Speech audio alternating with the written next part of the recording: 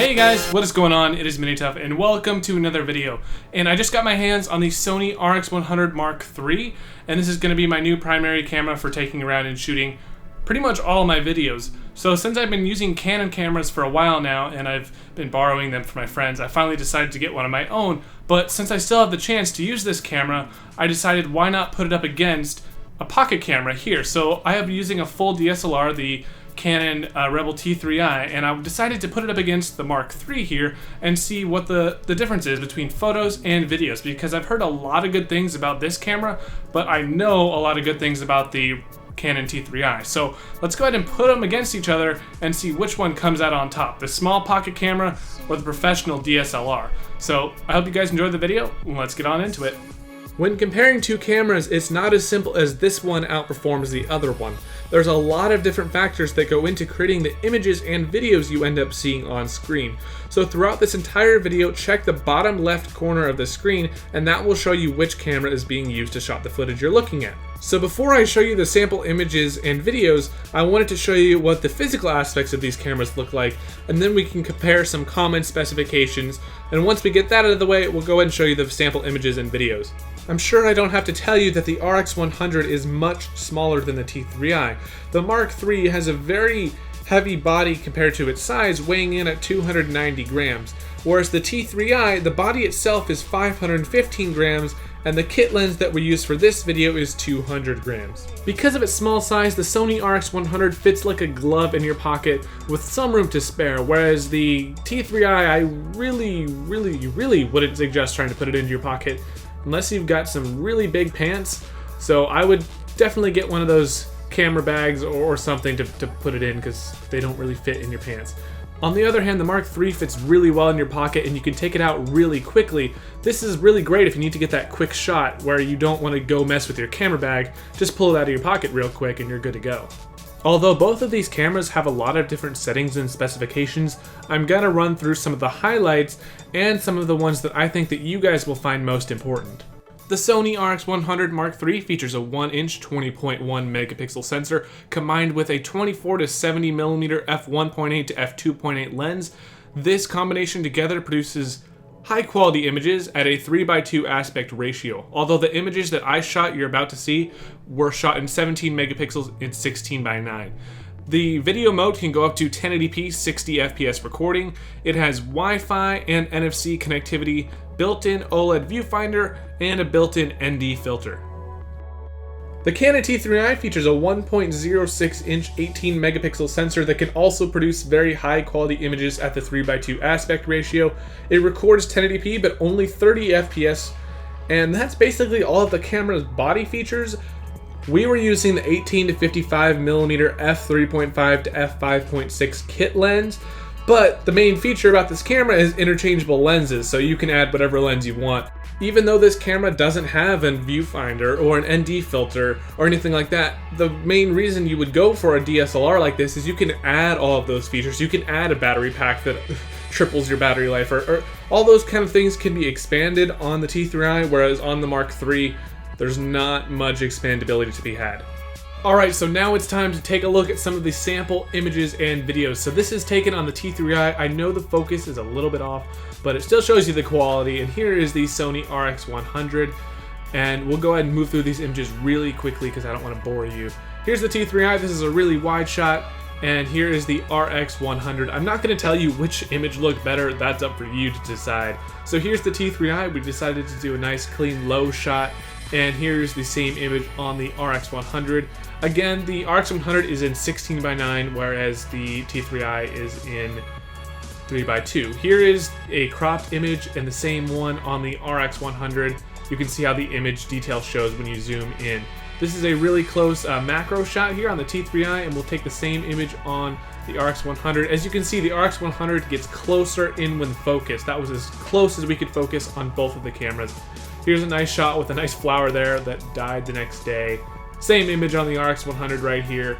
You can see the focus is closer, and we tried to see how close the focus would get in this shot here. There's the T3i, and you can see that the RX100 can focus much closer than the T3i. That's all I could determine from that. Here is a really contrasty shot with the sun in the background and the dark leaves. Here's the same image on the RX100. The next shot is low light, and I'm not kidding, this is what it looked like. And I'm telling you right now that we did not turn on the lights here. That's literally what the same lighting looked like on this RX100. Pretty crazy.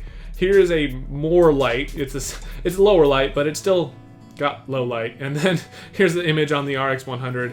A little bit better in low light, I would say, for that. And here we decided to do a zoom test on the T3i. So here's the wide shot and the same image on the RX100. And then we went full zoom on how far the lens would go. So this is what the T3i looked like when fully zoomed in with that lens. And then the same thing on the RX100. I think the T3i can get a little bit closer in with the zoom. And we did one final test, which was using the built-in flash. One thing I need to point out about the T3i is it was not able to focus in this low of a light. So I turned the lights on, focused, turned the lights off, then took this picture.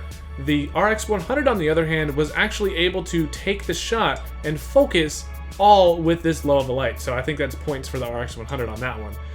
That's pretty much it for all the images we got. I'm gonna go ahead and show you all of the videos that we shot. So for this test, we wanted to take both of the cameras and see how it automatically adjusted to lighting. So we have the darker ground here, and then we moved the camera up to the really bright sky. We wanted to see how it compensated for the exposure. That was the T3i, so let's take it over to the RX100, and you can see how this one adjusts to the exposure automatically. The focus was done automatically on the RX100, where it had to be done manually on the T3i, but it didn't seem to be a problem for us. So next we decided to do a really quick rack focus test, and this was really easy on the T3i, but I had a very big problem on the RX100. There's this little spinny ring that goes around it, and on the T3i you just turn it a little bit and you can get your full range of focus. On the RX100 you have to turn it a couple of times to get a full focus range, and this was a pretty big problem, so that's why the footage is really shaky, because you have to spin this ring all the way around, and that seemed to be a continuous problem. Anyway, let's move on. I decided to do a selfie video test. Hey guys, what's up? This is the Canon T3i here, and just have all the settings on automatic. And it looks really awkward holding it out in front of you because it's a giant camera. So yeah, I don't think it can do automatic focus, so it's just gonna focus on whatever. And yeah, with that, I'll go ahead and switch over to the Sony RX100 MKIII here. Good jam.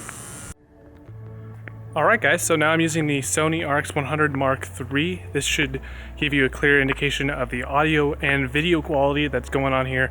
I also have the steady shot mode set to active, so it crops in a little bit and it gets a better steady shot. I took another clip that I can show you real fast that was on the regular steady shot that doesn't do the crop in, so we'll see what the difference looks like. But yeah, this is a lot easier to hold than the previous Canon camera. It's very small and it's real nice. I can see myself, it's tracking my face, manual or automatic autofocus. Real nice, I'm really liking this. So we'll go ahead and get back to the video now. This shot was taken over the next few days once we figured out the RX100 a little bit more. So this is with the T3i here, of course. You can see the focus is smooth and easy to do. On the RX100, we found a little trick where you switch it from manual focus to autofocus, and that's how it was able to do that shot real smooth. But then it won't autofocus back on the grass, so I had to switch it back to manual and crank it by hand, and that's why it shakes a bit. But it can be done, it's just more difficult than on a DSLR. So we decided to do one last test, and that was focusing. This focus test was by pressing the shutter button halfway down and seeing how long it takes to lock onto the subject. Take note that the RX100 cannot do this during video mode, so that was a little bit of a problem. We could have got these shots otherwise, but here is the T3i here. You can see how long it takes until it turns green to lock on, and we put the audio in the background so you can hear the beeping sound as well. And then we'll switch on over to the RX100, and you can see it's on picture mode, but you can see how it's grabbing the focus much quicker than the T3i, and it's a really great feature. I wish you could do this focusing before you were able to take your video shot. Sadly, this won't work when you're on the video mode. You'll have to do it focus manually, or you can wait for the autofocus without pressing the shutter button down. Alright guys, I guess that's pretty much it. I just wanted to remind you of one more thing. Check the description under the like button. There will be a couple links. You will have a link to the RX100 on Amazon and the Canon T3i, as well as an Imager.com link that will take you to the full resolution photos, because you know how YouTube will compress it and make it look all YouTube-like. So check that if you want to see the uncompressed full resolution photos. And I guess that's pretty much it. I hope you guys liked the video, and I'll see you in the outro sequence. Yeah. Alright, you guys, that's going to do it for this video, and I hope you enjoyed it, and I hope you learned something useful. So to wrap things up, I would say that the Sony RX100 MKIII can take really, really great photos. It rivaled and sometimes even matched the Canon T3i over here. This was using the stock lens. You can obviously put a better lens on the Canon camera and get better quality, but this was just a stock test. So obviously DSLRs always will have a leg up against pocket cameras with interchangeable lenses, but using the stock lens, I think the Sony RX100 did a pretty great job comparing to the T3i. In terms of video, the focusing is a little bit more difficult on this pocket camera here, but always great on the Canon T3i. But I think that the video quality is pretty comparable between the two. You might be able to cut shots between both of the cameras, and some people might not even notice. You know, it depends on how you use the camera. I think in the right hands, the Sony RX100 MKIII can definitely be a full-time camera for some people, but obviously there are those out there who need more power and more options in terms of how they're shooting, and you definitely cannot replace a DSLR for that. So I think that wraps up this video, guys. Hope you enjoyed it. Leave a like if you liked it, dislike if you disliked it. You know, that's pretty much it. It helps me out if you guys like the videos. And with that, I'll see you in the next one. Peace out. Bye.